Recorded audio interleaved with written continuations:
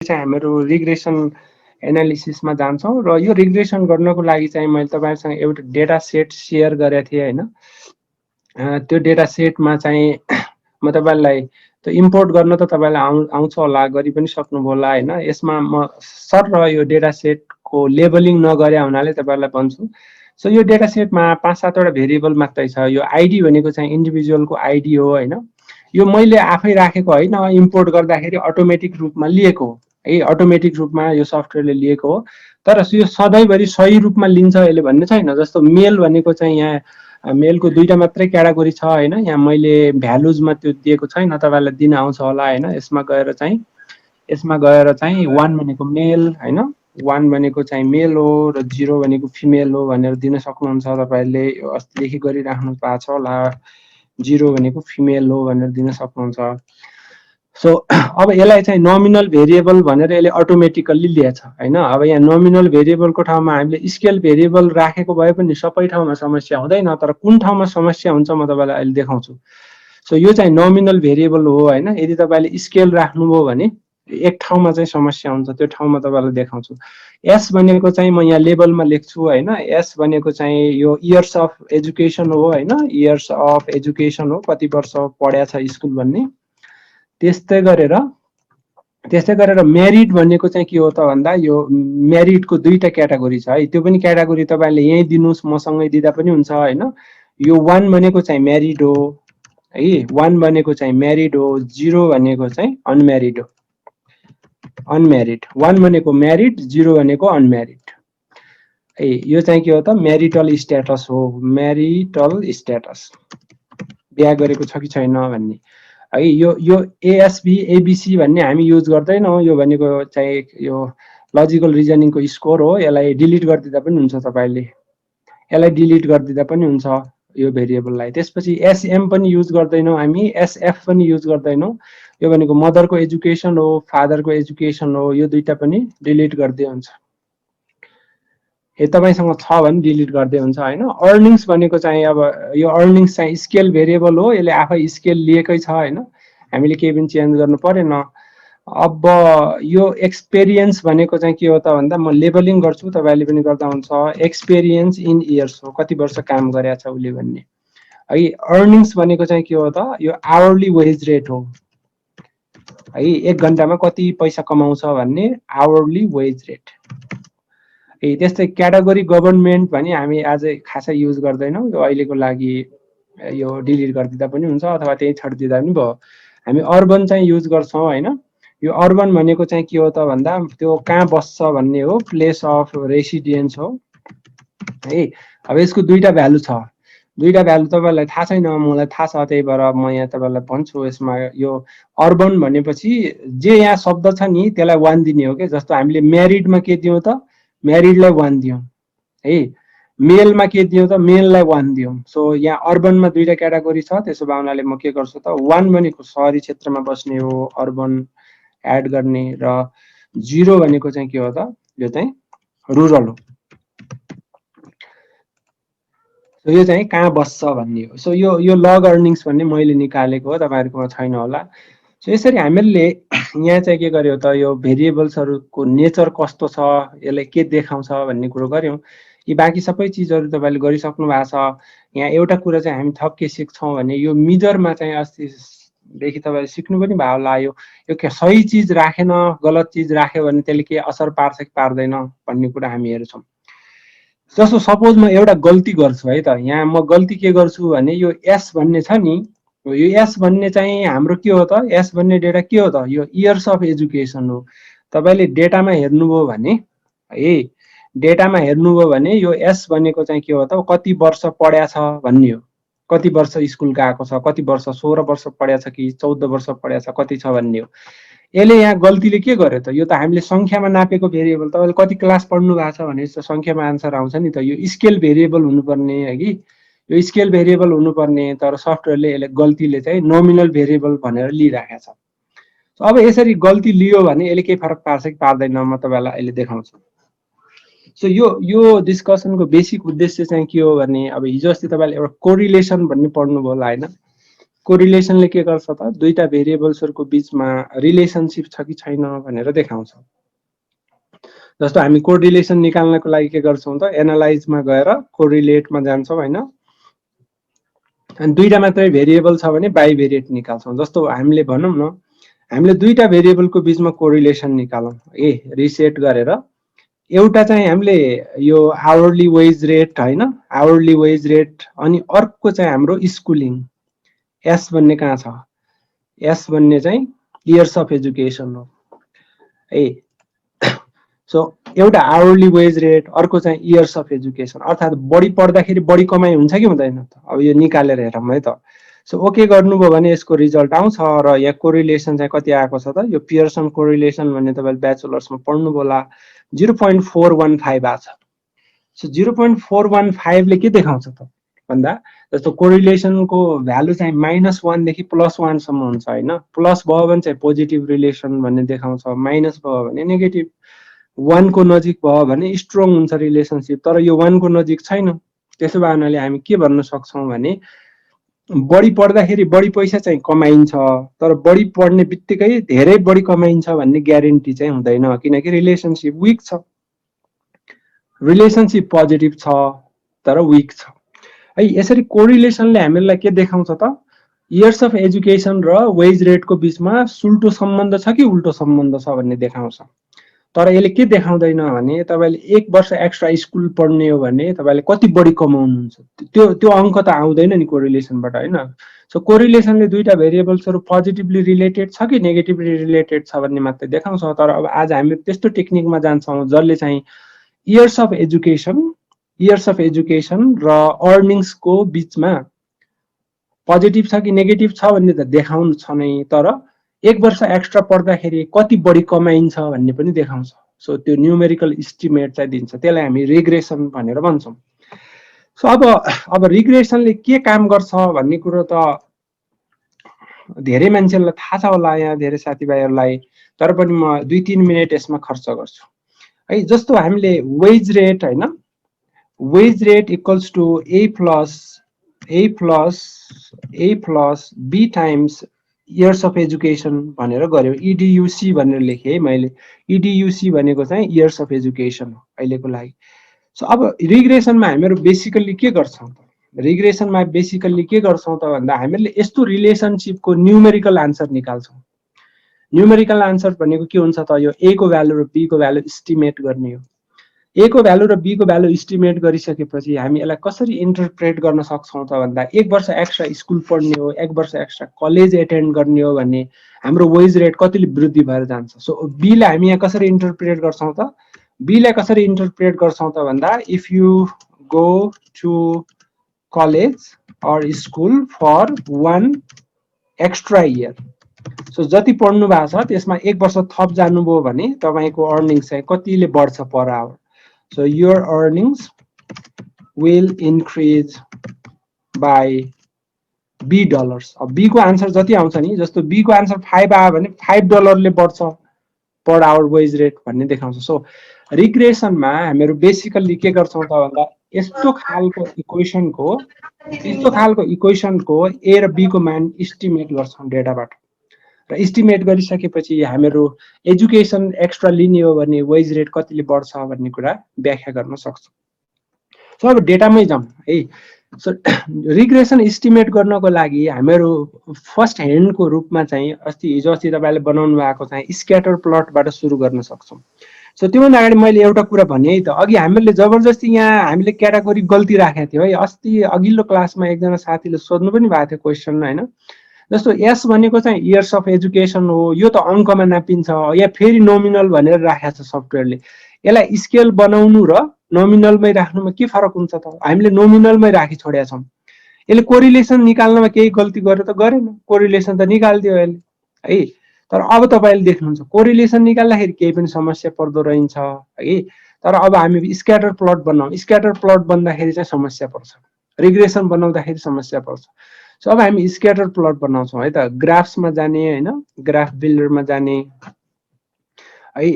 यहाँ मैले अलरेडी एउटा बनाएको रहेछु। सो स्क्याटर प्लट भने के हो त, एक्स एक्सिसमा एउटा भेरिएबल राख्ने, वाइ एक्सिसमा अर्को भेरिएबल राख्ने सपोज हामी कुनै एउटा स्क्याटर प्लट यहाँ विभिन्न प्रकारका छन् हैन, हामी फर्स्टको स्क्याटर प्लट बनाऊ न, फर्स्टको स्क्याटर प्लट। सो यसमा हामीले वाइ एक्सिसमा चाहिँ आवरली वेज रेटलाई राखौँ, वाइ एक्सिसमा है, वाइ एक्सिसमा वेज रेटलाई, एक्स एक्सिसमा चाहिँ इयर्स अफ एजुकेसनलाई राखौँ है। अब के भयो त, यहाँ आएर समस्या भयो। हेर्नुहोस्, यदि इयर्स अफ एजुकेसनलाई स्केल भेरिएबल मानेको भए यो ग्राफ अर्कै बन्थ्यो। तपाईले इयर्स अफ एजुकेसनलाई गल्तीले नोमिनल मान्नुभयो भने स्क्याटर प्लटमा समस्या पर्दो रहेछ। Years of education numerical variable हो, तर तपाईले अब गल्तीले नोमिनल भन्ने छान्नुभयो भने यहाँ आएर समस्या पर्छ। अब सो अब यो समस्यालाई करेक्ट गर्नको लागि के गर्नु पर्यो त भन्दा, यो हामीले अघि जुन गल्ती गरिराखेका थियौँ नि, हामीले गरेको गल्तीलाई सुधार गर्नु पर्यो। अब इयर्स अफ, यसलाई एकचोटि बन्द गरौँ अनि हामीहरूको जुन यहाँ भेरिएबलमा इयर्स अफ एजुकेसन नोमिनल भएको छ नि, हैन यो नोमिनल हैन, अङ्कमा नापेको हो भनेर भन्नु पर्यो है। अब चाहिँ त्यो चार्ट बनाऊँ है त। अब चार्ट बनाऊ, अब कस्तो हुन्छ। सो हामीहरूले चाहिँ स्क्याटर प्लट भन्ने छान्नु पर्यो फर्स्टमा हैन, अनि यसलाई तानेर यहाँ राख्नु पर्यो। त्यसपछि हामीले आवरली वेज रेट वाइ एक्सिसमा राख्नु पर्यो, इयर्स अफ एजुकेसन एक्स एक्सिसमा राख्नु पर्यो है। अब अघिको भन्दा धेरै पोइन्ट आयो यहाँ, क्याटेगोरी 1 2 भन्ने आएन नि त हैन। सो यसरी हामीले क्याटेगोरी गलत राख्यौँ है, नोमिनललाई स्केललाई नोमिनल राख्यौँ भने हामीले के बुझ्नु पर्यो भने कुनै न कुनै ठाउँमा गएर समस्या पर्छ क्या, कुनै न कुनै ठाउँमा। त्यही भएर तपाईले डेटामा सुरुमै मैले यो चाहिँ इयर्स अफ एजुकेसन कस्तो खालको भेरिएबल हो भन्ने सुरुमै निर्णय गर्नुपर्छ। यो चाहिँ अङ्कमा नापिने भएको हुनाले स्केल हो, म्यारिड अनम्यारिड भन्ने क्याटेगोरीमा नापिने भएको हुनाले नोमिनल हो। अनि चाहिँ पछि चार्टहरू बनाउन, टेस्टहरू गर्न सजिलो हुन्छ है। अब यो स्क्याटर प्लटले के देखाउँछ यो तपाईले छलफल गरिसक्नु भएको होला हैन। यसमा चाहिँ हामीले दुईटा भेरिएबल राख्छौँ र दुईटा भेरिएबलको बीचको रिलेसनशिप कस्तो हुन सक्छ भन्ने एउटा प्रेडिक्सन गर्छौँ है। अब यतिकैमा त केही पनि प्रेडिक्सन गर्न मिलेन, तर यदि हामीले यो दोस्रो खालको स्क्याटर प्लट बनाएको भए यसमा केही प्रेडिक्सन गर्न सकिन्थ्यो होला। दोस्रो एउटा इयर्स अफ एजुकेसन, एउटा आवरली वेज रेट। सो यसले के भन्छ त भन्दा, यो लाइन चाहिँ पोजिटिभली स्लोप पनि छैन खासै, नेगेटिभली स्लोप पनि छैन। त्यसो भए इयर्स अफ एजुकेसन र आवरली वेज रेटको बीचमा त्यस्तो धेरै बलियो सम्बन्ध छैन कि भन्ने यसले पनि देखाउँछ। यदि यो पोजिटिभली स्लोप भइदिएको भए के हुन्थ्यो त, यस्तो ठाडो गइदिएको भए चाहिँ एकदम बलियो सम्बन्ध छ भन्ने हुन्थ्यो।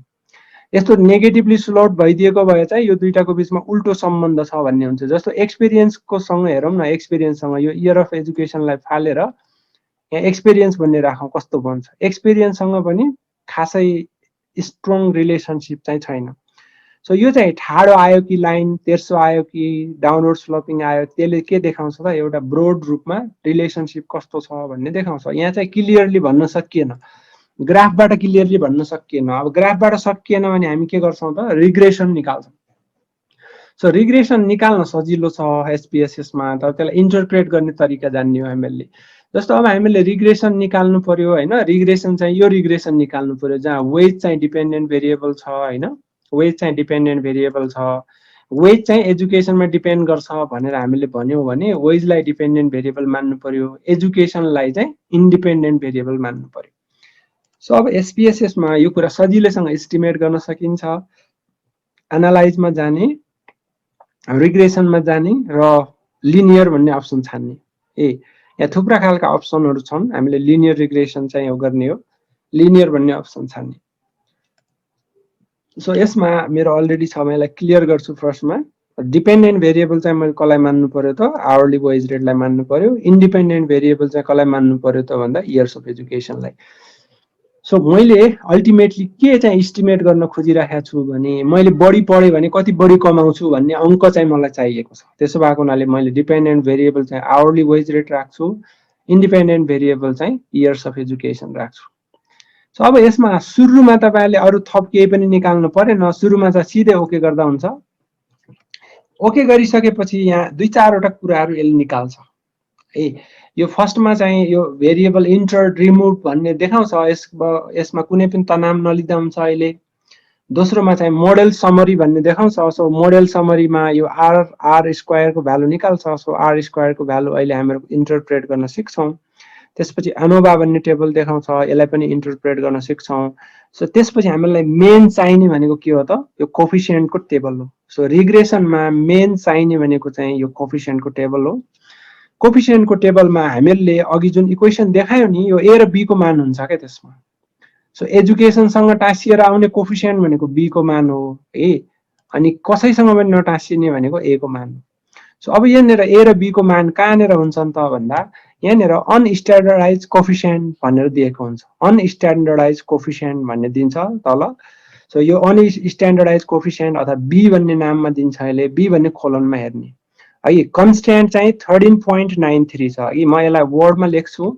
हाम्रो इक्वेसन कस्तो खालको आयो भने -13.93 चाहिँ ए को मान आयो है। त्यसपछि प्लस है, यहाँ कन्स्ट्यान्ट भनेरै दिन्छ, कन्स्ट्यान्ट चाहिँ -13.93 यो हाम्रो ए को मान हो, र बी को मान चाहिँ इयर्स अफ एजुकेसनसँग टाँसिएर आएको छ, यो 2.45 हो। 2.45 टाइम्स एजुकेसन। सो यसरी हामीहरूले डेटाबाट फर्स्टमा त के गर्न सिक्नु पर्यो त भन्दा यो ए र बी को मान निकाल्न सिक्नु पर्यो, त्यसपछि इन्टरप्रेट कसरी गर्ने भन्ने क्वेसन हो।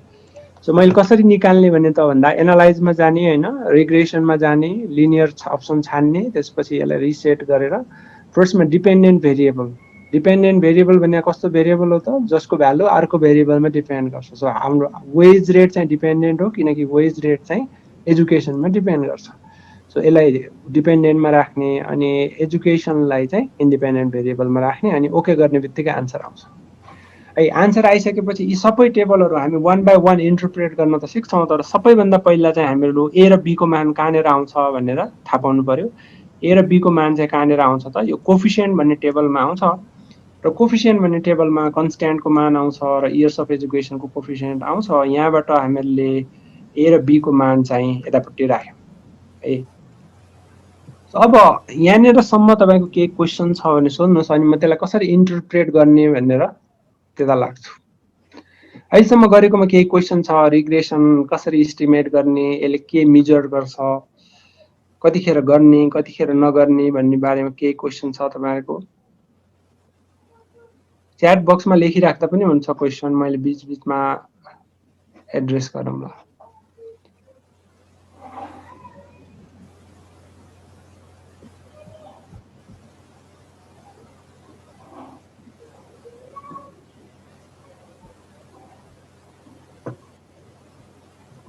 कुनै क्वेसन छ भने च्याट बक्समा राखिराख्नु होला हैन। सो अब हामीले यसरी एसपीएसएसमा रिग्रेसन कोफिसिएन्ट्सहरु इस्टिमेट गरिसकेपछि है, रिग्रेसन कोफिसिएन्ट्सहरु इस्टिमेट गरिसकेपछि अब यो रिग्रेसन कोफिसिएन्टको व्याख्या कसरी गर्ने त हामी त्यतापट्टि लाग्छौं है त। व्याख्या कसरी गर्ने त यो ए र बी को मानको? सो यसलाई मैले वर्डमा लगेर राखे हैन, ताकि हामीलाई देख्न अलि सजिलो होस्। ठुलो फन्टमा आउँछ वर्डमा, अलिकति त्यहाँ सानो फन्टमा आइराखेको छ।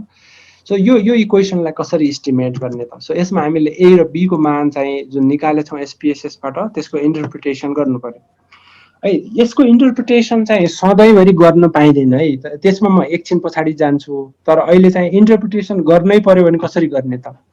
यो 2.45 लाई हामी कसरी इन्टरप्रेट गर्छौं त? फर्स्टमा म त्यसमा लाग्छु। 2.45 लाई कसरी इस्टिमेट गर्छौं त भन्दा यो भेरिएबलमा 1 युनिटले वृद्धि गर्दाखेरि यो भेरिएबल कति युनिटले चेन्ज हुन्छ है। 2.45 लाई कसरी व्याख्या गर्ने त?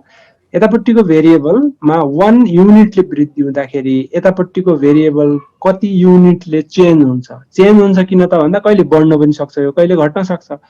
सो यहाँ प्लस साइन छ भने यो बढ्यो भने यो बढ्छ भन्नु पर्यो, यहाँ माइनस साइन छ भने यो बढ्यो भने यो घट्छ भन्नुपर्छ है।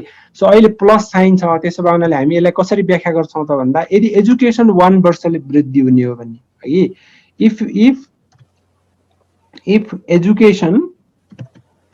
education is increased by 1 year है। अब एजुकेसन वर्षमा भएको हुनाले 1 वर्षले वृद्धि गर्दा भनेर लेख्यौं हामीले है। If education is increase by 1 year। अब यो वेज रेट कुन एकाइमा छ त भन्दा यो त आवरली वेज रेट छ है। Hourly wage rate will increase by कति त $2.45 है। अब यो तपाईलाई डलर्समा भन्ने छ भने तपाईलाई थाहा छैन, त्यो वेज रेट चाहिँ डलरमा छ, प्रति घण्टा कति डलर कमाउँछ भन्ने। सो यो 2.45 लाई हामी कसरी व्याख्या गर्छौं त? यो तीनटा कुरा ध्यान दिनुस् है। एउटा चाहिँ हामीले के भन्यौ त भन्दा यो कोफिसिएन्टलाई यतापट्टिको भेरिएबल 1 युनिटले वृद्धि हुँदाखेरि यो भेरिएबल कतिले चेन्ज हुन्छ भनेर व्याख्या गर्छौं। एउटा त्यो थाहा पाउनु पर्यो। अर्को के त भन्दा इन्टरप्रेट गर्दाखेरि यसको अगाडि प्लस साइन छ भने एउटा बढ्दा अर्को पनि बढ्छ भन्नु पर्यो हैन। यता इन्क्रिज हुँदाखेरि यो पनि इन्क्रिज हुन्छ भन्नु पर्यो। माइनस साइन छ भने के भन्नु पर्यो त यो इन्क्रिज हुँदाखेरि डिक्रिज हुन्छ भन्नु पर्यो। है दोस्रो कुरो त्यो। तेस्रो कुरो के त भन्दा हामीहरूले इन्टरप्रेट गर्दाखेरि यो कुन एकाइमा मापन गरिएको छ अनि यो कुन एकाइमा मापन गरिएको छ थाहा पाउनुपर्छ। जस्तो हामीले के भन्यौं त भन्दा एजुकेसन वर्षमा नापिएको छ, वेज चाहिँ पर आवर डलरमा नापिएको छ। त्यही भएर हामीले कसरी इन्टरप्रेट गर्यौं भने एजुकेसन 1 वर्षले वृद्धि हुँदाखेरि आवरली वेज रेट चाहिँ $2.45ले वृद्धि हुन्छ भन्यौं किन प्लस साइन छ। ए सो यसरी बी को इन्टरप्रिटेसन चाहिँ यसरी गर्नु पर्यो। सो यो इन्टरप्रिटेसनलाई म तपाईको च्याट बक्समा राख्छु, तपाईले कपी गर्न सक्नुहुन्छ। आफैले ट्राई गर्दाखेरि त अझै राम्रो। यदि कपी गर्न चाहनुहुन्छ भने च्याट बक्सबाट कपी गर्न सक्नुहुन्छ। अब यतापट्टिको नम्बरको कसरी व्याख्या गर्ने यो 13.93 को है 13.93 भन्ने जुन कोफिसिएन्ट छ ए को मानलाई सबै जस्तो अवस्थामा व्याख्या गर्न सकिदैन, कहिलेकाहीँ मात्रै सकिन्छ। सो यो ए ले के देखाउँछ त भन्दा यतापट्टिको भेरिएबल 0 भयो भने वेज कति हुन्छ भन्ने देखाउँछ। सो यो ए को भ्यालुले के देखाउँछ त ए को भ्यालुले सरी स्मल ए को भ्यालुले के देखाउँछ भने what is the wage rate what is the wage rate when education is 0 है। अब यसको आन्सर माइनसमा आउँछ कि आउँदैन त है। तपाईले पढ्नु नै भएको छैन भने तपाईको ज्याला दर कति हुन्छ, माइनसमा हुन्छ त ज्याला दर हुँदैन। त्यसो भए हुनाले यसलाई जतिखेर इन्टरप्रेट गर्न मिल्छ त्यतिखेर गर्ने हो। जस्तो यो प्लसमा भइदिएको भए के हुन्थ्यो त सेन्सिबल हुन्थ्यो, गर्थ्यौं हामी। यो प्लसमा भइदिएको भए तपाईले पढ्नु भएको छैन भने चाहिँ $13 मात्रै कमाउनुहुन्छ पर आवर, पढ्नु भएको छ भने बढी कमाउनुहुन्छ भनेर निकाल्थ्यौं है। तर यहाँ कि त माइनसमा छ, माइनसमा आउनुको अर्थ के हो भने यसलाई इन्टरप्रेट गर्न मिल्दैन। यो केसमा इन्टरप्रेट गर्नुभयो भने ननसेन्स हुन्छ। हामीले इन्टरप्रेट गर्ने नै हो भने यसो भन्नु पर्यो। इन्टरप्रेट गर्ने हो भने के भन्नु पर्यो त if education is 0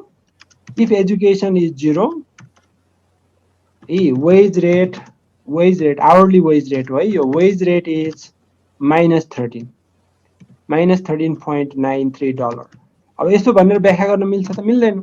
wage rate त माइनसमा कहिले हुँदैन। काम पनि गराउने अथवा उल्टोबाट $13 फिर्ता पनि माग्ने हो भने $13 माइनसमा हुन सक्थ्यो वेज रेट। त्यसो गर्यो भने त कोही पनि काममा आउँदैन। काम पनि लाउने अनि $13 ल्या भनेर उसँग माग्ने फेरि। सो त्यस्तो बेला वेज रेट -13 हुन सक्छ, तर त्यो रियालिटीमा सम्भव छैन। त्यसो भए हुनाले ए भन्ने कोफिसिएन्टलाई चाहिँ सधैँभरि व्याख्या गर्न मिल्दैन। मैले अघि भने फर्स्टमा कहिलेकाहीँ व्याख्या गर्न मिल्छ, धेरै जस्तो केसमा मिल्दैन। सो हामीले यो ए भन्नेमा धेरै चिन्ता लिनु पर्दैन, ए कोफिसिएन्टमा धेरै चिन्ता लिनु पर्दैन। यसको इन्टरप्रिटेसन नगर्दा पनि केही फरक पर्दैन। अब यो कोफिसिएन्टलाई कसरी इन्टरप्रेट गर्ने भन्ने सन्दर्भमा कसैको केही प्रश्न छ? इन्टरप्रेट कसरी गर्ने भन्नेमा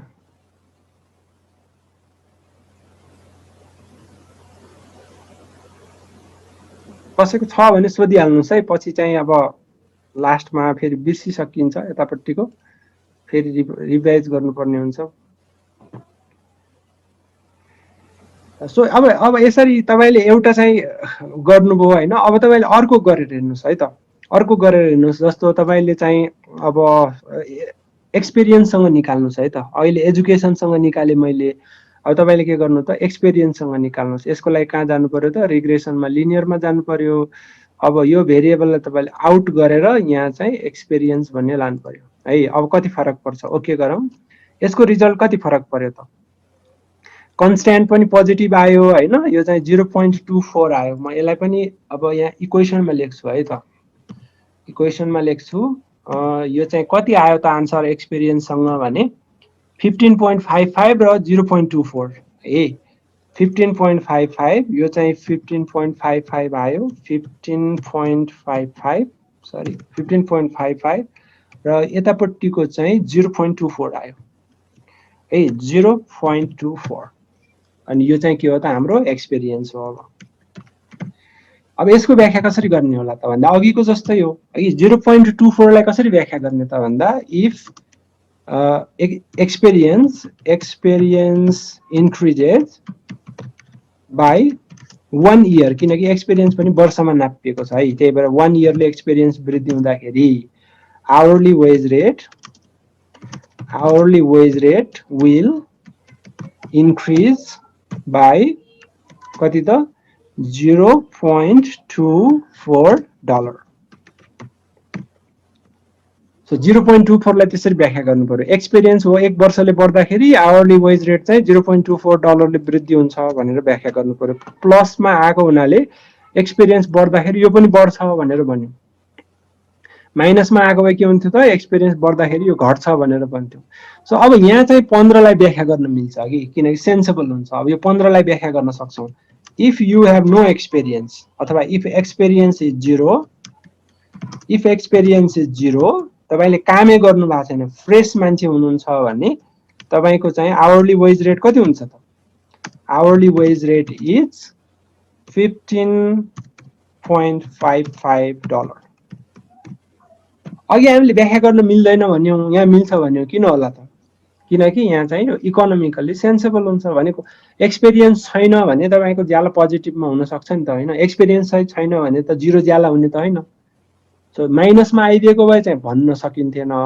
अब माइनसमा -15 आइदिएको भए तपाईसँग एक्सपिरियन्स छैन भने तपाईको ज्याला -$15 हुन्छ भन्यो भने फेरि सेन्सिबल हुन्थेन। तर प्लसमा आएको हुनाले हामीले यतापट्टिको यो कोफिसिएन्ट कन्स्ट्यान्टलाई पनि हामीले व्याख्या गर्यौं। 15.5 लाई व्याख्या गर्यौं, जबकि अघिको केसमा हामीले व्याख्या गरेनौं। सो म यो वर्ड फाइल तपाईलाई पठाइदिउँला हैन। यसबाट तपाईले फ्युचरमा भोलि गएर हेर्न सक्नुहुन्छ कि कोफिसिएन्टको व्याख्या कसरी गर्ने भन्ने कुरा। सो अब म त्यसपछि यो कोफिसिएन्टहरु कतिखेर व्याख्या गर्न मिल्छ, कतिखेर मिल्दैन भन्नेमा जान्छु है त। सधैँभरि व्याख्या गर्न मिल्दैन। त्यसको लागि म डिटेलमा त गइन, तर मैले तपाईलाई सिम्पली के भन्छु भने यो कोफिसिएन्टलाई इन्टरप्रेट गर्ने कि नगर्ने भन्ने कुरा केमा डिपेन्ड गर्छ त भन्दा, यो जुन लास्ट कोलनमा सिग्निफिकेन्स भन्ने आउँछ नि, तपाईले टी टेस्ट भन्ने गर्नुभयो होला हैन। यहाँ पनि एक किसिमको टी टेस्ट गरिन्छ र यो टी टेस्टको नतिजाको आधारमा मात्रै हामी इन्टरप्रेट गर्ने कि नगर्ने भनेर डिसिजन लिन्छौं। सो कतिखेर इन्टरप्रेट गर्ने, कतिखेर नगर्ने। So when to interpret the coefficient, है, कतिखेर गर्ने, कतिखेर इन्टरप्रेट नगर्ने। अब यो कहाँबाट छुट्याउँछ त भन्दा यसको एउटा सिम्पल रुल छ। तपाईले धेरै जान्नु भएको छैन स्ट्याटिस्टिक्स भने पनि यसको सिम्पल रुल छ। त्यो सिम्पल रुल भनेको के हो त भन्दा, if significance probability is less than 0.05, interpret the coefficient.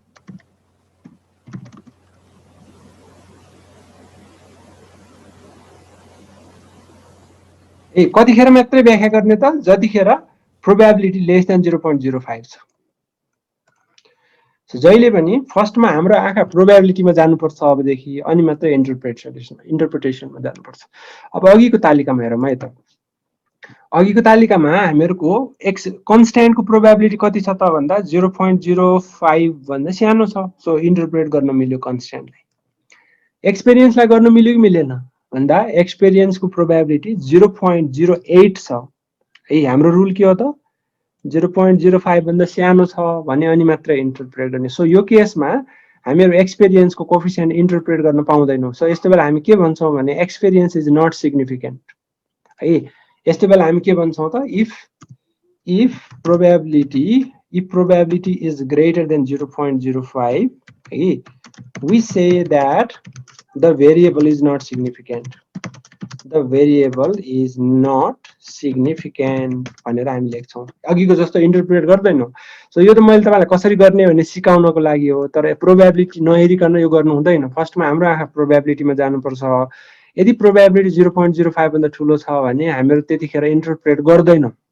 0.05 छ भन्दा ठूलो छ भने इन्टरप्रेट गर्दैनौं। के लेख्छौं त भन्दा, we say that the variable is not significant. Variable चाहिँ सिग्निफिकेन्ट छैन भनेर लेख्छौं। सो यो केसमा हामी एक्सपिरियन्स सिग्निफिकेन्ट छैन, एक्सपिरियन्सले सिग्निफिकेन्टली वेज रेटमा प्रभाव पार्दैन भनेर लेख्छौं। त्यो चाहिँ हाम्रो प्रोबेबिलिटी। अब अघिको केसमा हेरौँ है त। अघिको केसमा है इयर्स अफ एजुकेसनमा के थियो प्रोबेबिलिटी, यो अलि म यहाँ मैले चाहिँ प्रश्न देख्छु, तपाईले देख्नुहुन्न होला। सो दुईटैको प्रोबेबिलिटी 0.000 छ।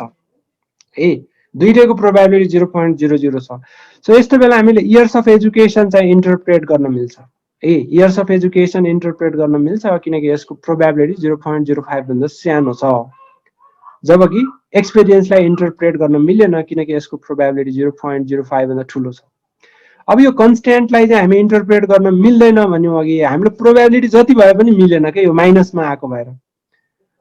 इन्टरप्रेट गर्नु पर्यो भने के भन्नु पर्यो त भन्दा नपढेको मान्छेले चाहिँ -$13 ज्याला कमाउँछ भन्नु पर्यो, त्यसले त केही अर्थ राख्दैन। त्यसो भएको हुनाले यसको प्रोबेबिलिटी यसको प्रोबेबिलिटी 0.05 भन्दा सानो हुँदै पनि यो इन्टरप्रेट गर्दाखेरि अनर्थ हुने भएको हुनाले हामीले यो कन्स्ट्यान्टलाई चाहिँ इन्टरप्रेट गर्दैनौँ, जबकि इयर्स अफ एजुकेसनलाई गर्छौँ किनकि यसको प्रोबेबिलिटी 0.05 भन्दा सानो छ। ल यो इन्टरप्रिटेसनमा केही चाहिँ तपाईँलाई क्वेसन छ, केही जिज्ञासा छ भने सोध्दा पनि हुन्छ, च्याट बक्समा राख्दै गर्दा पनि हुन्छ है क्वेसन चाहिँ। Excuse me sir. हजुर यो सर रिजन के होला सर यस्तो गर्नुको, त्यो यति भन्दा नहुँदाखेरि सर? हजुर एकचोटि फेरि भनिदिनुहोस् है तपाईँको क्वेसन, मैले सुनेन राम्रोसँग। हेलो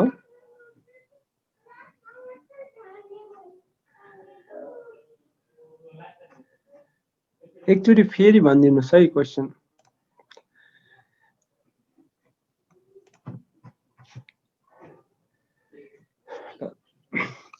सो अब मैले यो यसको पनि कोफिसिएन्ट र यसको प्रोबेबिलिटी हेर्न सिक्यौँ होइन हामीले। अब त्यसपछि हामी यो आर स्क्वायर भन्नेमा जान्छौँ।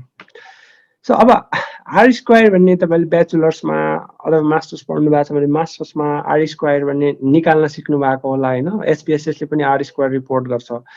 यो आर स्क्वायरको भ्यालु चाहिँ हामीले कसरी थ्योरिटिकल्ली कसरी पढिराखेका हुन्छौँ त भन्दा आर स्क्वायरको भ्यालु चाहिँ 0 देखि 1 को बिचमा हुन्छ, अथवा 0 कहिले पनि हुँदैन, प्र्याक्टिकल्ली 0 कहिले पनि हुँदैन, प्र्याक्टिकल्ली 1 पनि कहिले हुँदैन। सो आर स्क्वायरको भ्यालु चाहिँ 0 देखि 1 को बिचमा हुन्छ, 0 to 1 को बिचमा हुन्छ। थ्योरिटिकल्ली 1 हुन सक्ने भए तापनि डेटामा कहिले पनि 1 हुन सक्दैन, यो 0.99 आउला, एक्ज्याक्टली 1 आउँदैन। So between 0 and 1। सो यसलाई हामी कसरी व्याख्या गर्छौँ त? आर स्क्वायरको भ्यालु जति ठुलो भयो हाम्रो मोडल त्यति नै अलि पावरफुल हुन्छ, एक्सप्लेनेटरी पावर बढी हुन्छ भनेर भन्छौँ। सो हामीहरू सिम्पल व्याख्या गर्दाखेरि आर स्क्वायर, क्यापिटल आर लेखौँ, R square is closer to 1 है। क्लोजर टु 1 भने के हो त? जस्तो इजी हामीको 0.95 आयो जुन चाहिँ 1 को नजिक छ भने हामीहरू के भन्छौँ त भन्दा हाम्रो मोडल चाहिँ पावरफुल छ, हाम्रो मोडलको फिट राम्रो छ भनेर भन्छौँ। सो यसको आर स्क्वायरको एउटा इन्टरप्रिटेसन चाहिँ के हो त भन्दा the model fitness is high भनेर भन्छौँ, अथवा डेटामा हाम्रो मोडल चाहिँ एकदम फिट हुन्छ, एकदम हाइली फिट हुन्छ भनेर लेख्छौँ। सो अर्को चाहिँ हाम्रो आर स्क्वायरको इन्टरप्रिटेसन, दुईटा इन्टरप्रिटेसन है। एउटा फिटनेस कति राम्रो छ, कति राम्रोसँग फिट भएको छ डेटामा भन्ने भयो होइन। अर्को दोस्रो interpretation which is more important, दोस्रो इन्टरप्रिटेसन चाहिँ के हो त? जस्तो आर स्क्वायरको भ्यालु आर स्क्वायरको भ्यालु 0.95 आउनुको अर्थ के हो त? यसलाई हामी कसरी इन्टरप्रेट गर्छौँ त भन्दा अबाउट 95%, अब यसलाई पर्सेन्टमा लान्छौँ हामी, 95% भेरिएसन भनेको चाहिँ चेन्ज हो, about 95% variation in dependent variable भनेको चाहिँ हाम्रो वेज रेट हो अहिलेको लागि। About 95% variation in wage rate is due to independent variable. अब हाम्रो इन्डिपेन्डेन्ट भेरिएबल के छ त?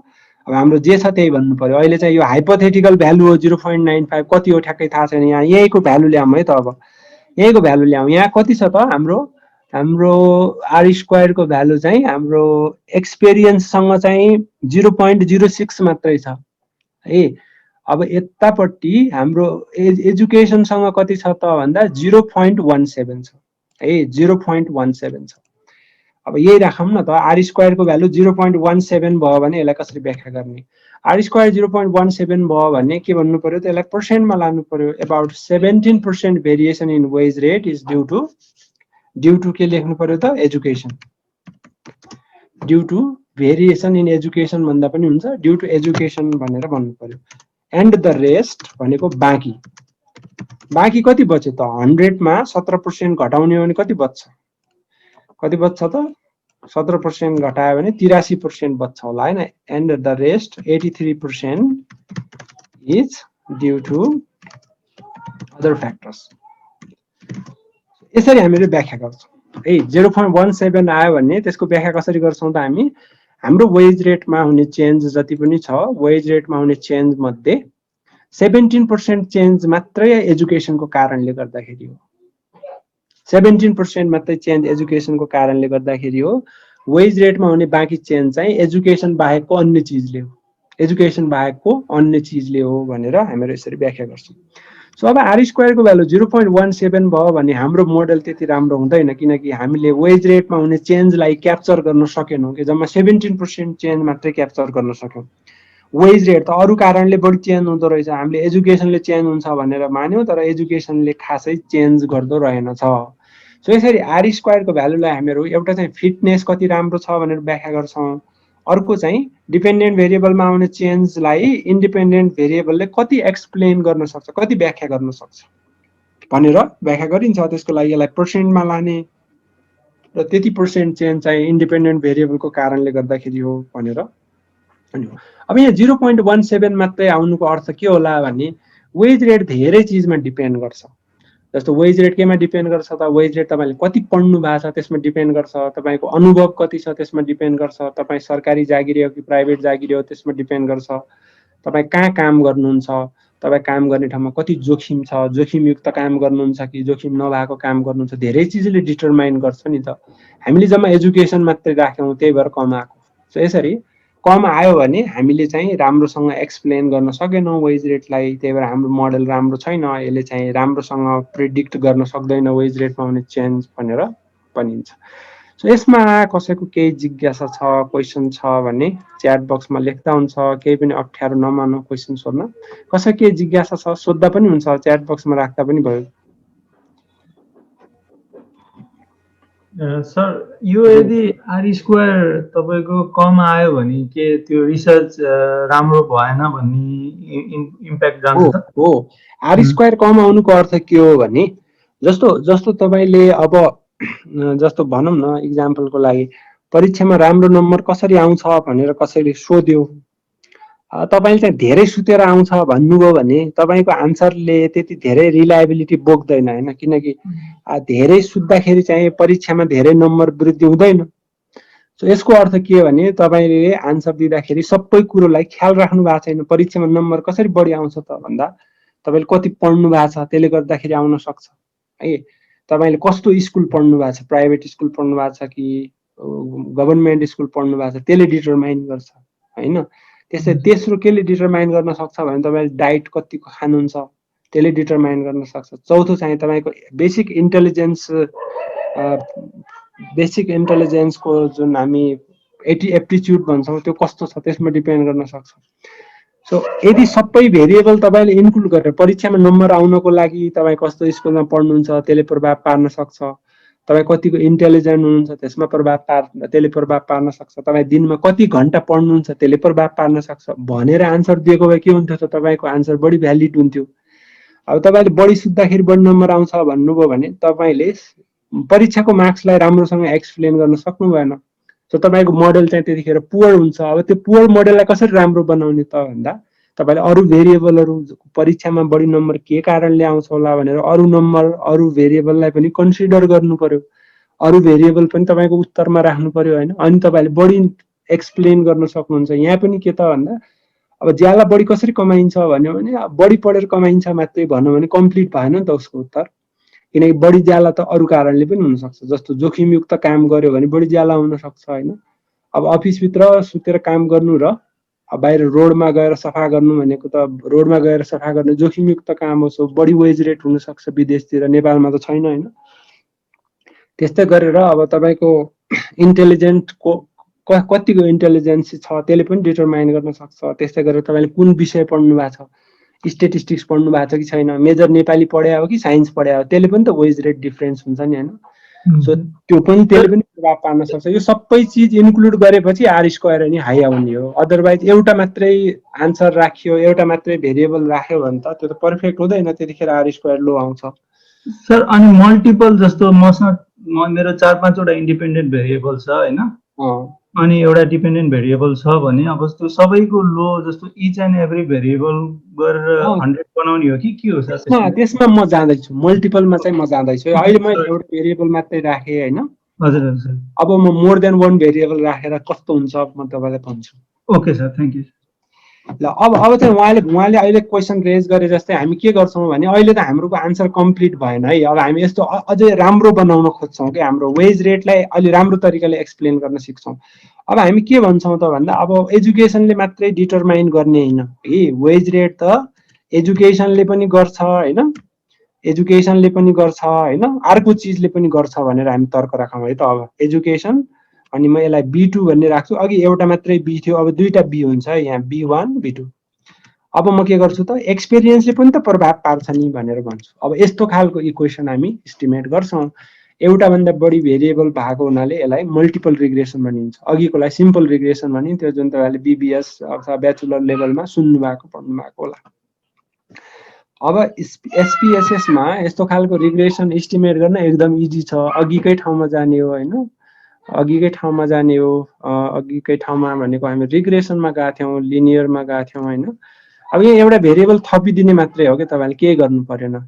एक्सपिरियन्स थप्नु भएकै छ अघि, अब इयर्स अफ एजुकेसनलाई पनि थपिदिने, यसमा एउटा भेरिएबल थप्ने मात्रै हो अनि ओके गरिदिने, अरू केही गर्नु परेन। अब ओके गरौँ है त, अब कति आउँछ ल। अब म यसलाई अघिको जस्तै म चाहिँ यो नम्बरहरूलाई उता लान्छु है त। म नम्बरहरूलाई उता लान्छु। A B1 र B2 को मान त्यो कोफिसिएन्टबाट मैले लेख्छु। A को मान कति आयो त भन्दा A को मान -26 आयो हैन। A को मान चाहिँ -26 आयो या -26 कन्स्ट्यान्ट भनेर आउँछ है त त्यहाँ। अनि एक्सपिरियन्स इन इयर्स भनेको पहिला एजुकेसनको हेरौँ त। एजुकेसनको 2.678 नि, एजुकेसनको अगाडि चाहिँ 2.678 आयो। 2.678 लाई म राउन्ड गरिदिन्छु, 28 बनाइदिन्छु है त। अनि B2 भनेको एक्सपिरियन्ससँग टाँसिने हो। एक्सपिरियन्सको ठाउँमा 0.56 आयो है, 0.56 आयो। अब सबै लजिक अघिको जस्तै हो है। सबै लजिक भने के त भन्दा अब यसको इन्टरप्रिटेसन गर्ने कि नगर्ने भन्ने कुरा फर्स्टमा प्रोबेबिलिटी हेर्ने हो हामीले है। प्रोबेबिलिटी सबैको 0 आएको छ है। तपाईँको स्क्रिनमा कति सानो देखिया छ, यो सबैको प्रोबेबिलिटी 0 छ। भन्नुको अर्थ के त भन्दा we can interpret both variables. अब यसलाई गर्न सक्दैनौँ अझै पनि, किनकि हामी अब एजुकेसन र एक्सपिरियन्स 0 भयो भने कति ज्याला हुन्छ भन्यो भने ज्याला त माइनसमा आउँदैन नि। त्यसो भए हुनाले यो 26 लाई अझै पनि इन्टरप्रेट गर्न सक्दैनौँ, यो अर्थपूर्ण हुँदैन इन्टरप्रेट गर्ने हो भने पनि। सो हामी यो दुईटा कोफिसिएन्ट इन्टरप्रेट गर्न मिल्छ कि मिल्दैन भन्ने कुरामा फर्स्टमा प्रोबेबिलिटी हेर्छौँ। प्रोबेबिलिटी 0.05 भन्दा सानो आएको हुनाले हामी के निष्कर्ष निकाल्छौँ त भन्दा वी क्यान इन्टरप्रेट बोथ कोफिसिएन्ट्स। अब इन्टरप्रेट गरौँ है त। इन्टरप्रेट गर्ने तरिका अघिको जस्तै हो, तर एउटा चिज थप्नुपर्छ अब यहाँ।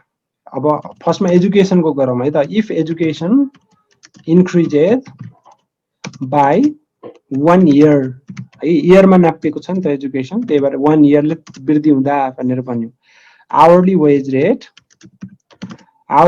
रेट विल इन्क्रिज भन्ने कि डिक्रिज भन्ने त भन्दा यसको अगाडि प्लस साइन छ, त्यसो भए हुनाले विल इन्क्रिज भनेर भन्नु पर्यो। विल इन्क्रिज बाई कतिले इन्क्रिज हुन्छ त, 2.68 डलर्स।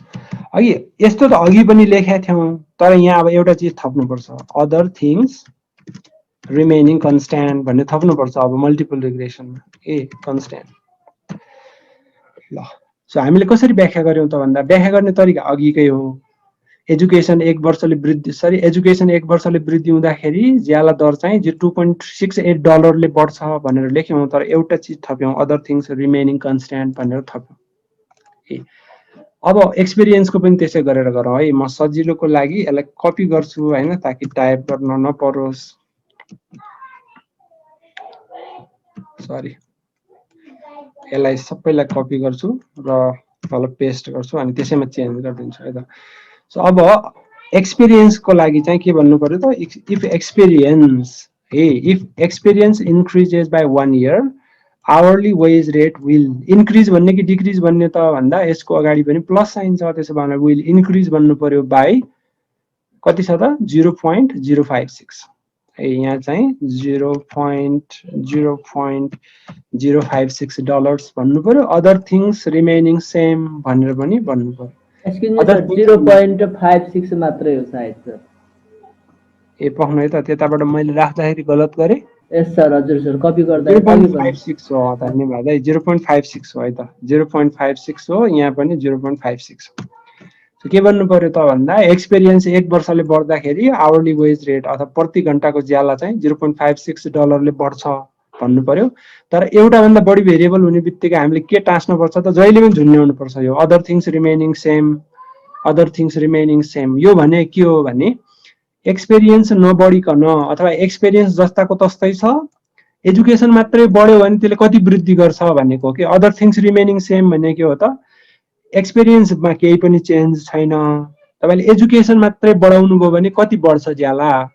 यसले के भन्छ त, तपाईको एजुकेसन सेम छ तर 1 वर्ष थप अनुभव भयो भने ज्याला कतिले बढ्छ भनेपछि एजुकेसन सेम भएको बेला एक्सपिरियन्स बढ्यो भने कतिले बढ्छ ज्याला। एक्सपिरियन्स सेम भएको बेला तपाईले 1 वर्ष थप पढ्नुभयो भने कतिले ज्याला बढ्छ भन्ने चाहिँ यसले भन्ने हो। सो यसरी मल्टिपल रिग्रेसन व्याख्या गर्दाखेरि हामीले other things remaining same, other things remaining constant भनेर भन्नुपर्छ। अब यसको आर स्क्वायर हेरौँ है त, अघि एकजना साथीले चाहिँ सोध्नु भएको थियो होइन। अब आर स्क्वायर के भयो त है, यसको आर स्क्वायर चाहिँ हामीहरूको यहाँ 0.201 भएको छ होइन, 0.201। सो यसको आर स्क्वायर चाहिँ, यसको आर स्क्वायर 0.201। अघि 17% थियो, अहिले बढेर 20% भयो है त। एउटा भेरिएबल थपेपछि हामीले 20% भयो आर स्क्वायर। अब यसलाई कसरी व्याख्या गर्नु पर्यो त भन्दा है अबाउट 20% भन्नु पर्यो, अबाउट 20%, 20.1 लेख्दा पनि हुन्छ, 20% भेरिएसन इन वेज रेट भन्नु पर्यो है त। 20% variation in wage rate is explain by, अघि हामीले एउटा मात्रै भेरिएबलको नाम लेखेका थियौँ, अब यहाँ दुईटा भेरिएबल युज गरे हुनाले एजुकेसन एन्ड एक्सपिरियन्स भन्ने लेख्नु पर्यो है त। अघि एजुकेसनले मात्रै गर्छ भन्ने थियौँ वा एक्सपिरियन्सले मात्रै गर्छ भन्ने थियौँ, अहिले दुईटै भेरिएबल इन्क्लुड गरेको हुनाले हामीले एजुकेसन र एक्सपिरियन्सले 20% व्याख्या गर्छ भन्नु पर्यो। एन्ड द रिमेनिङ है, रिमेनिङ कति भयो त भन्दा रिमेनिङ 80% होइन, 80% is explain by other factors. अझ पनि हामीले जम्मा 20% मात्रै व्याख्या गर्न सकिरहेका छौँ कि वेज रेटमा हुने चेन्जको जम्मा 20% मात्रै व्याख्या गर्न सकिरहेका छौँ। हाम्रो मोडल अझै पनि के छ त, पुअर छ। अब हामी भेरिएबल अझ एड गर्छौँ है त। अब हामी कुन भेरिएबल एड गर्छौँ त भन्दा लास्टमा अब हामी जेन्डर फरक पर्यो भने नि त ज्याला दर फरक पर्छ नि, त्यो तर्क राख्छौँ है त। जेन्डर मेल फिमेलमा पनि ज्याला दर फरक हुन्छ। सो जेन्डर फरक पर्यो भने ज्याला पनि फरक पर्छ, त्यही भएर जेन्डरले पनि डिटरमाइन गर्छ भनेर हामी मेल भन्ने भेरिएबल थप्छौँ है कि। मेल भन्ने भेरिएबल कस्तो भेरिएबल हो त, यदि तपाईँले बिर्सिनु भएको छैन भने मेल भन्ने भेरिएबल कस्तो हो त, यो चाहिँ यसमा तपाईँले हेर्न सक्नुहुन्छ। 0 भने फिमेल, 1 भने मेल, 0 भनेको फिमेल, 1 भनेको मेल। सो मेल फिमेललाई छुट्याउने भेरिएबल हो। सो अब हामीहरू यसलाई पनि युज गर्न सक्छौँ। सो अस्ति चाहिँ हामीले भनेको थियौँ नि, यो चाहिँ नोमिनल भेरिएबलमा हामीले 0-1 क्याटेगोरी राख्ने हो भने रिग्रेसनमा युज गर्न सजिलो हुन्छ भनेर सायद रोहनजीले सिकाउनु भएको थियो होला। यदि बिर्सिनु भएछ भने पनि तपाईँले यो 1 भनेको मेल, 2 भनेको फिमेल पनि दिन सक्नुहुन्छ। तर 0-1 दिनुको फाइदा के हुन्छ भने 0-1 दिने हो भने तपाईँले क्याटेगोरिकल भेरिएबललाई पनि रिग्रेसनमा सजिलैसँग युज गर्न सक्नुहुन्छ। त्यही भएर हाम्रो सुझाव के हो भने यदि कुनै भेरिएबलको दुईटा मात्रै क्याटेगोरी छ, दुईटा मात्रै ग्रुप छ भने जहिले पनि 0-1 मा कोड गर्न पर्छ ताकि रिग्रेसनमा सजिलैसँग त्यसलाई युज गर्न सकियोस्। यदि तपाईँले 1 मेल 2 फिमेल गर्नुभयो भने यहाँ बर्बाद हुन्थ्यो, रिकोड गर्नु पर्थ्यो, फेरि 1 लाई मेल अनि 2 लाई 0 मा लैजा भन्नु पर्थ्यो है त। सो यसरी रिग्रेसनमा युज गर्नलाई क्याटेगोरिकल भेरिएबललाई 0-1 मा कोड गर्दाखेरि एकदमै राम्रो हुन्छ।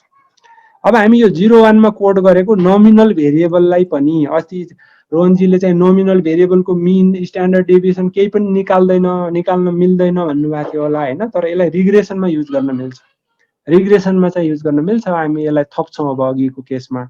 सो म फेरि चाहिँ लिनियरमा जान्छु हैन, फेरि रिग्रेसनमा लिनियरमा जान्छु, त्यसपछि म यहाँ थप्छु। कुन थप्छु त म चाहिँ मेल भन्ने भेरिएबल थप्छु। यो चाहिँ क्याटेगोरिकल हो। अब 0 1 मा नापिएको छ।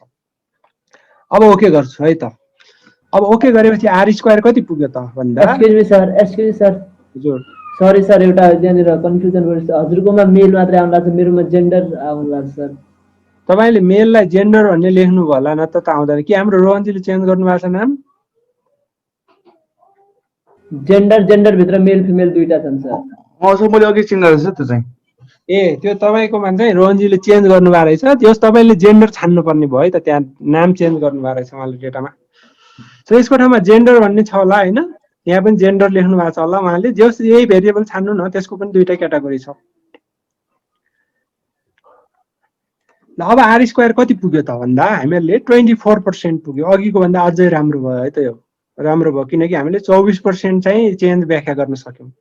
अब यसमा हामीले थपेको मेल भन्ने भेरिएबलको प्रोबेबिलिटी कति छ त? 0.05 भन्दा सानो छ कि छैन, पहिला त्यो हेर्नुपर्छ है त। र भेरिएबल थप्दै जाने मात्रै होइन कि, थप्दाखेरि त्यो सिग्निफिकेन्ट छ कि छैन त्यो हेर्नु पर्यो। सो मेल भन्ने भेरिएबल चाहिँ सिग्निफिकेन्ट छ है त, किनकि यसको प्रोबेबिलिटी 0.05 भन्दा सानो छ। सो अब हामी यसलाई व्याख्या गर्छौँ। क्याटेगोरिकल भेरिएबलको व्याख्या गर्ने तरिका फरक छ थोरै। त्यसो भए हुनाले अब म यसलाई फेरि इक्वेसनमा लान्छु है त। फेरि म यसलाई कसरी लेख्छु भने y इज इक्वल्स टु -25, म सजिलो बनाएर लेख्छु अलिकता, -25 प्लस 0.406 एक्सपिरियन्स है। 0.406 लाई म 41 बनाइदिन्छु है त राउन्ड गरेर, टाइम्स एक्सपिरियन्स प्लस त्यसपछि एजुकेसनसँग कति आयो त भन्दा 2.59 है। 2.59 इन्टु एजुकेसन प्लस 5.91 बनाइदिन्छु म राउन्ड गरेर, 5.91 टाइम्स मेल है। यो चाहिँ हाम्रो रिजल्ट आयो। पहिला मैले के भने त, सबैको सिग्निफिकेन्स प्रोबेबिलिटी 5% भन्दा सानो छ कि छैन त्यो हेर्नुपर्छ फर्स्टमा, अनि मात्रै व्याख्या गर्ने हो। हामीले हेर्यौँ हैन। अब यसलाई व्याख्या गर्छौँ। अरू कोफिसिएन्टहरू व्याख्या गर्ने तरिका सेम हो। एक्सपिरियन्स 1 वर्षले वृद्धि हुँदाखेरि ज्याला दर $0.41ले बढ्छ, other things remaining the same भन्नु पर्यो। 1 वर्षले एजुकेसन बढ्दाखेरि ज्याला दर $2.59ले बढ्छ, other things remaining the same भन्नु पर्यो। यो कोफिसिएन्टलाई व्याख्या गर्ने तरिका मात्रै फरक छ। यो क्याटेगोरिकल भेरिएबललाई व्याख्या गर्ने तरिका फरक छ, हामीहरू त्यो हेर्छौँ है। सो यो क्याटेगोरिकल भेरिएबललाई हामीले कसरी व्याख्या गर्नुपर्छ त? सिम्पल छ यो व्याख्या गर्ने तरिका। Difference between the wage rate of male and female भनेर व्याख्या गर्नुपर्छ। मेल भित्र जुन जुन क्याटेगोरी छन् नि, त्यो दुईटाको डिफरेन्स भनेर व्याख्या गर्नुपर्छ यसलाई। त्यसो भए हुनाले यसको व्याख्या चाहिँ के हुने भयो त भन्दा, मेल र फिमेलको डिफरेन्स अथवा मेल र फिमेलको ज्याला दरको डिफरेन्स चाहिँ $5.91 रहेछ भनेर व्याख्या गर्नु पर्यो। So difference between the wage rate of male and female is $5.91। So यो 5.91 भन्ने अङ्क कसरी आउने हो त भन्दा, यो जहिले पनि यसरी आउँछ है। यो भ्यालु when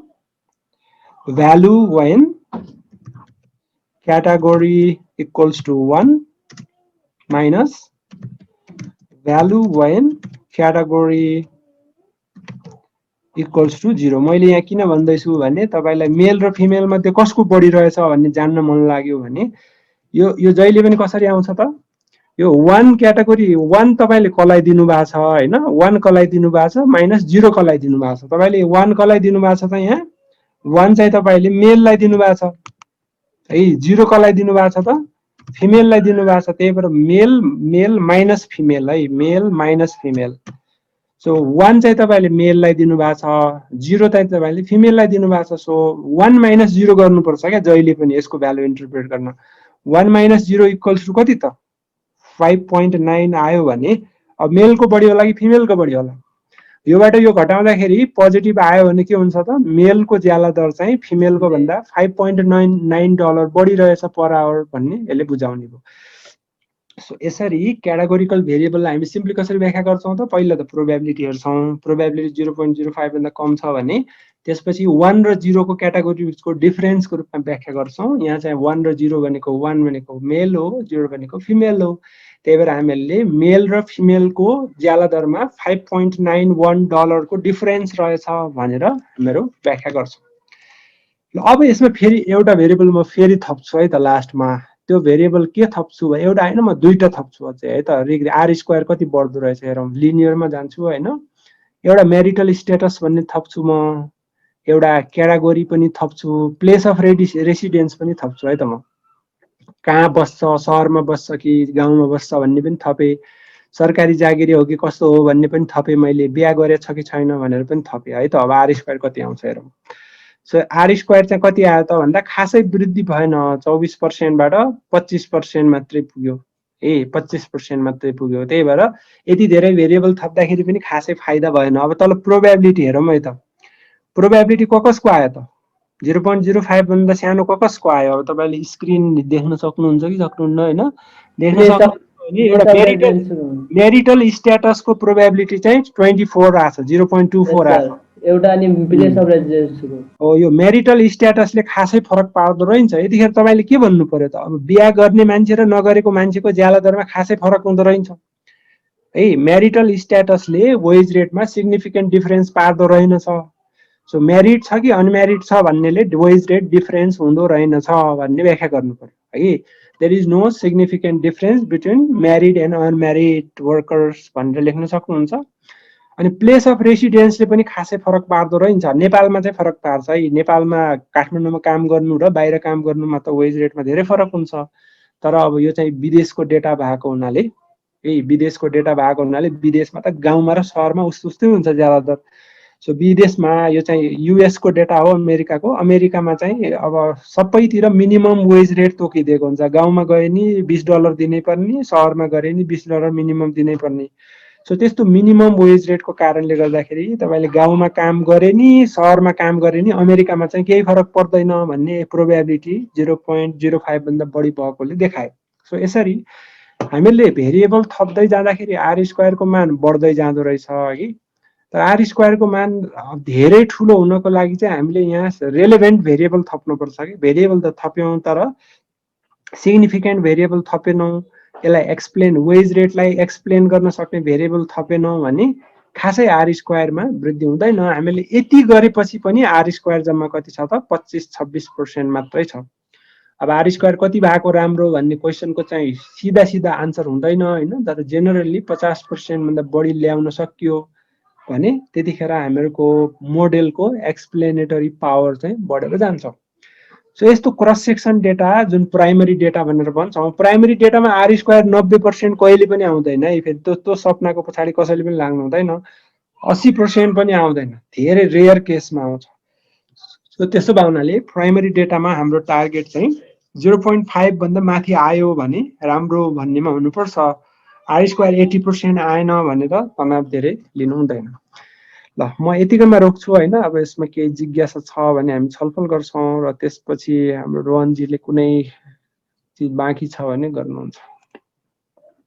सर यसको मेरिट स्ट्याटसमा 24% आयो होइन। अब यसलाई चाहिँ हामीले हटाएर एक्सप्लेन गर्ने कि के गर्ने? यो तपाईँले हटाउँदा पनि हुन्छ होइन, तर नहटाउँदा पनि हुन्छ। नहटाउँदा किन हुन्छ भने तपाईँलाई तपाईँको मनले त लागिराखेको थियो नि त। तपाईँको मनमा के लागिराखेको थियो भने यो अनम्यारिड मान्छे र म्यारिड मान्छेमा फरक हुन्छ भन्ने लागिराखेको थियो, अथवा कुनै थ्योरीले बोलिराखेको थियो कि म्यारिटल स्ट्याटसले अथवा पहिलाको लिटरेचरले चाहिँ के भनिराखेको थियो भने म्यारिड मान्छे र अनम्यारिड मान्छेमा चाहिँ पक्षपात गर्छन्, ज्याला दर कम बढी दिन्छन् भनेर कुनै थ्योरीले कुनै रिसर्चले भनिराखेको थियो भने यतिखेर तपाईँले नहटाउँदा हुन्छ।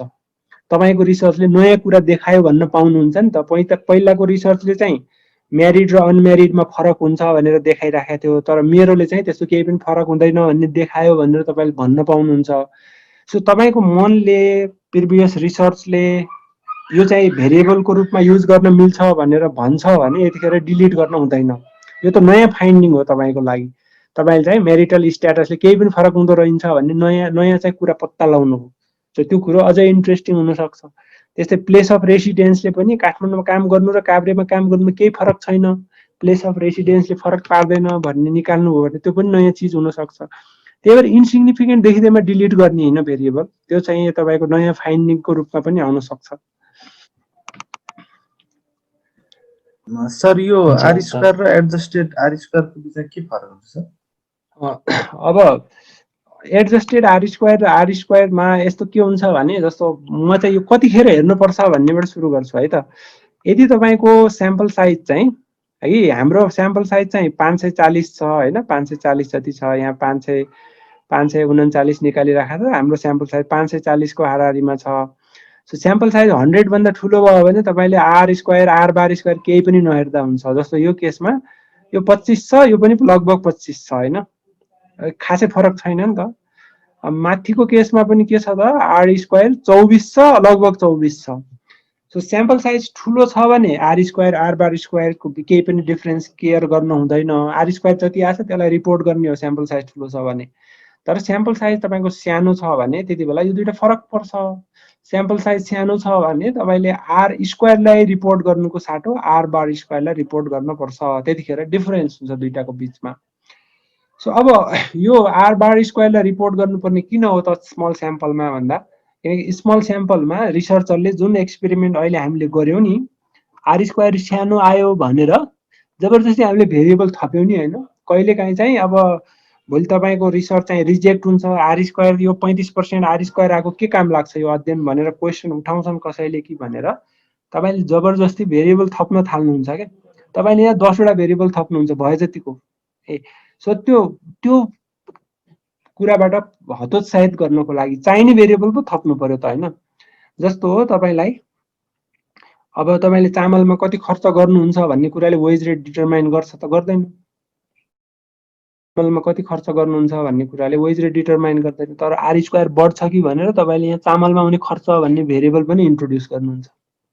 सो त्यस्तो अलिकता इन्सिग्निफिकेन्ट भेरिएबलहरू जुन चाहिँ अलि ननसेन्स खालका हुन्छन् त्यस्ता भेरिएबलहरू थपेर आर स्क्वायर बढाउनतिर नलागोस् भन्नको लागि चाहिँ आर बार स्क्वायरले के गर्छ भने तपाईँले जति भेरिएबल थप्नुभयो नि त्यति पेनलाइज गर्ने काम गर्छ, त्यति घट्छ क्या आर बार स्क्वायर चाहिँ है, सरी आर बार स्क्वायर त्यति घटेर जान्छ।